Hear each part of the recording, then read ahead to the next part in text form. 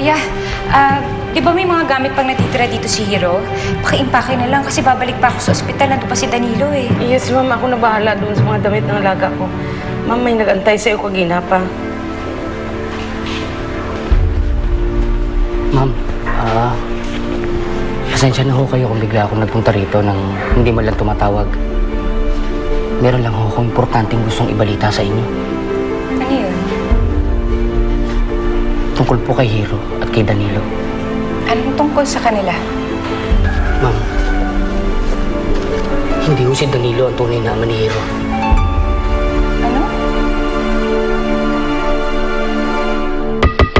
Hindi pa kasi ako makatulog dahil iniisip ko pa ang ate Isay ko. Makukuha rin natin ang ate Isay mo. Kailangan lang natin magandang strategy. At saka diba may power sensitive? Bakit kayo nakatitig na tatlo dyan sa sapatos na yan? Ano bang hiwaga meron yan?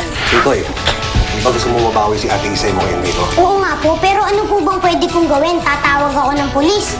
Palpak naman po yun eh. Pero may naisip akong paraan. Pagplanuin natin Operation Rescue Isay. Kukunin natin si Isay mula kay Enrico. Si Tat sa Manite MVP. Siya ang most valuable player.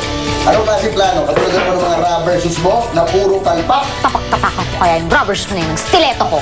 Red Killer Stilettos.